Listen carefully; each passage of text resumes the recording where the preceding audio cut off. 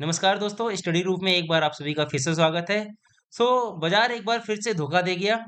कल एक बार थोड़ा-सा हरा-भरा पोर्टफोलियो हुआ, उसके बाद एक बार आज फिर से पोर्टफोलियो बहुत बुरी तरह से धराशायी हो गए। इंडेक्स में कहीं भी नज़र डालें निफ्टी 50, सिर्फ निफ्टी 50 अगर बात की जाए तो थोड़ा कम गिरी हुई थी, मतलब ऑलमोस्ट 1% के आसपास। बाकी निफ्टी नेक्स्ट 50 देखिए 2% के करीब-करीब। आज तो निफ्टी बैंक भी धोखा दे गया, 1.25% के करीब गिर गया।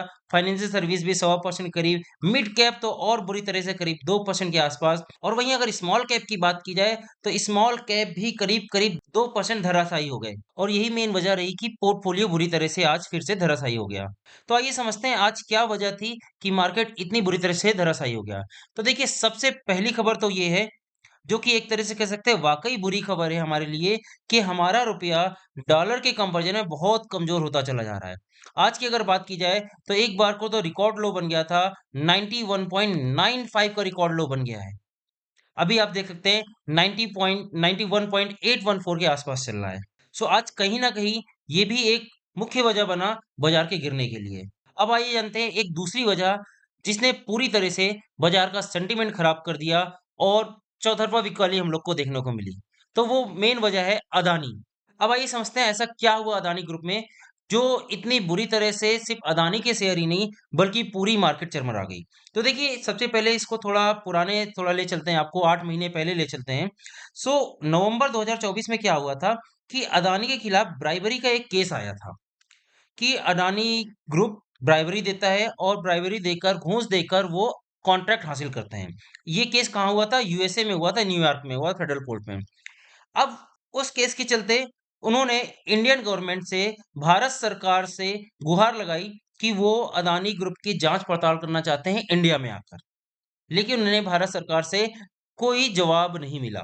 तो ये मामला पिछले 7-8 महीने से धंधे-बस्ते में चला गया। लेकिन अभी ताज़ा-ताज़ा क्या हुआ? देखिए, Adani Group stock plunge as US SEC look to the question founder over the fraud charges। अब ये SEC क्या है? इसको समझते हैं, SEC। देखिए जैसे अपने इंडिया में होती है सेबी, सेम वैसे ही यूएसए में होता है एसईसी, सिक्योरिटी एक्सचेंज कमीशन। अब इन्होंने इस बार क्या किया कि उन्हें भारत सरकार से तो देखिए कोई मदद नहीं मिली, तो इस बार वो पहुंच गए हैं यूएसए के कोर्ट में और बोल रहे हैं कि यूएसए कोर्ट से वो परमिशन लेंगे कि इंडिया में आकर वो अडानी पर और इनसे रिलेटेड 2-3 लोग जो भी इस फ्रॉड चार्जेस में लोग उनका नाम आ रहा है, उन पर वो क्वेश्चनिंग करेंगे। अगर मैं आपको दिखा दूं अडानी के शेयर, तो देखिए एक तरफ से सारे के सारे अडानी के स्टॉक बहुत बुरी तरह से पिटे। अडानी इंटरप्राइज जो कि निफ्टी 50 का हिस्सा है, 10% ज्यादा क्रैश। अडानी एनर्जी सोल्यूशन 12% करीब करीब क्रैश। एसीसी सीमेंट 4% करीब करीब। अडानी एनर्जी, अच्छा ये तो और बुरा बुरा इसके लिए खबर है। एक्चुअली असली मुद्दा जो प्राइमरी का है वो इसी के लिए है, अडानी ग्रीन एनर्जी। और ये करीब करीब 15% आज के दिन क्रैश हुआ।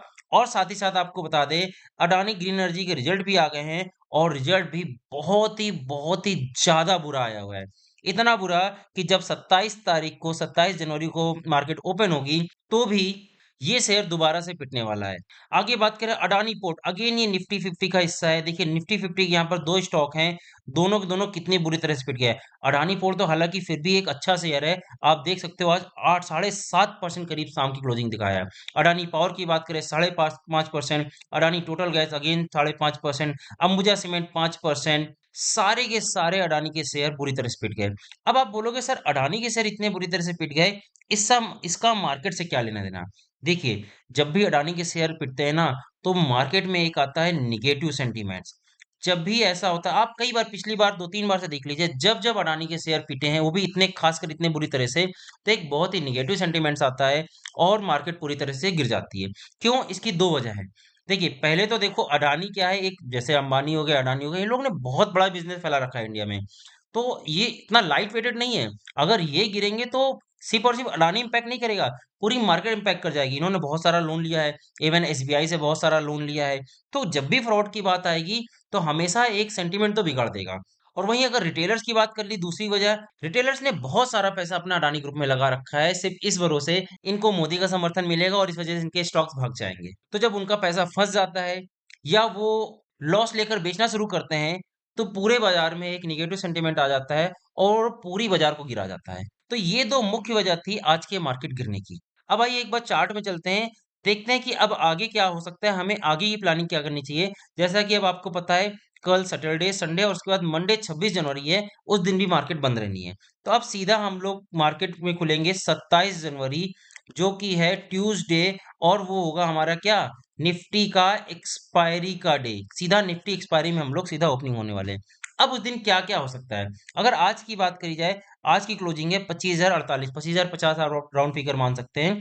25,000 से ऊपर हम लोग बंद हुए हैं और एक सपोर्ट के आसपास बंद हुए हैं। ये सपोर्ट हम पिछले 4-5 दिन से आपको दिखा रहे हैं, हम लोग सपोर्ट के आसपास ही हैं। अब क्या हो सकता है?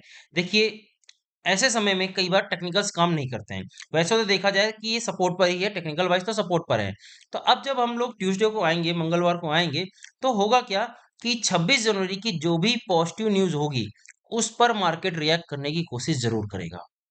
जी, मेरा पॉइंट ऑफ व्यू है कि 26 जनवरी को आपको पता है जैसा कि हमने आपको कल की वीडियो में बताया था, क्या होने वाला है हमारा यूरोपियन यूनियन के साथ ट्रेड डील होने वाली है और उसको बोला गया है mother of all trade deal.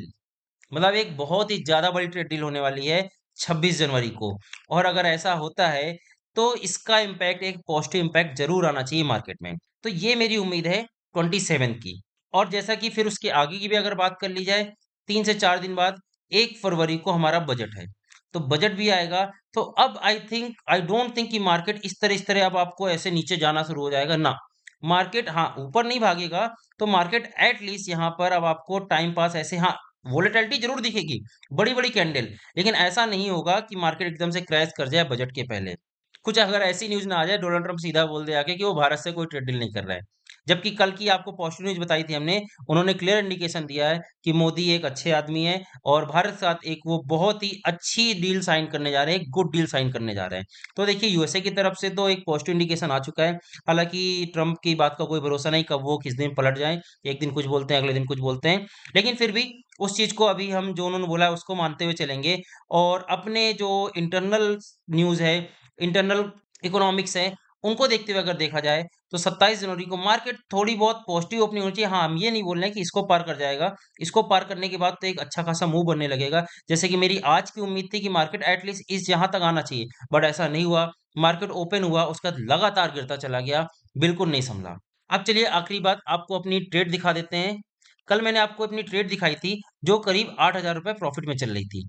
आज अगर उसी ट्रेड की बात करें, सेम वही ट्रेड, जी हाँ, सेम वही ट्रेड आ गई है इस समय 9-10 हज़ार रुपए लॉस पर।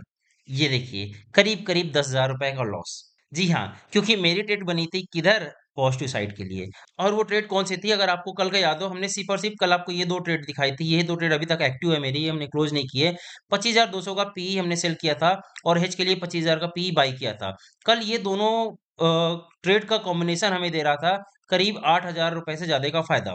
आज यही दोनों कॉम्बिनेशन की अगर बात कर ली जाए, ये देखिए यहाँ पर कितना लॉस दिख रहा है 19,000 का, यहाँ प्रॉफ़िट दिख रहा है 9,000 का, यानी कि सिर्फ़ और सिर्फ़ ये 2 आज हमको लॉस दे रहे हैं करीब-करीब ₹10,000 के।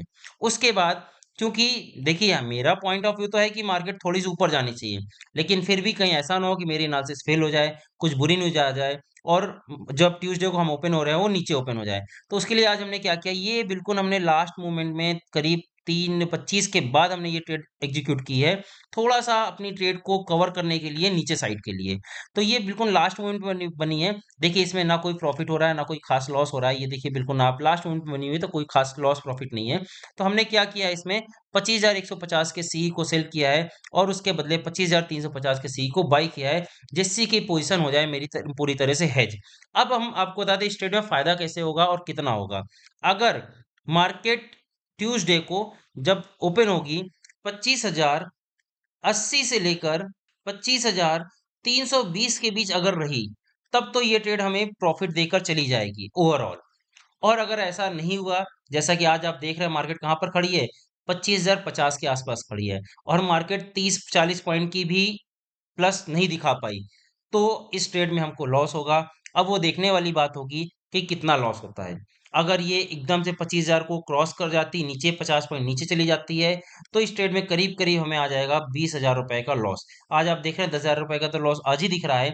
या तो मैं आज इस ट्रेड को काट देता या फिर अपनी एनालिसिस के साथ स्टिक करता और ₹10,000 का एक और कैलकुलेटेड लॉस सोचकर अपनी पोज़ीशन को आगे प्रोसीड करता। तो मैंने वही किया ₹10,000 तो देखिए हम मान के चल रहे हैं कि आज चले ही गए थे अगर हम पोज़ीशन को काट देते। हमने क्या किया ₹10,000 का एक और लॉस एक्सेप्ट किया मतलब कि सोच रहे हैं कि अगर मेरे एनालिसिस के आगे पोज़ीशन चली गई तो 10,000 का और लॉस हो गया यानी 20,000 का टोटल लॉस हो जाएगा।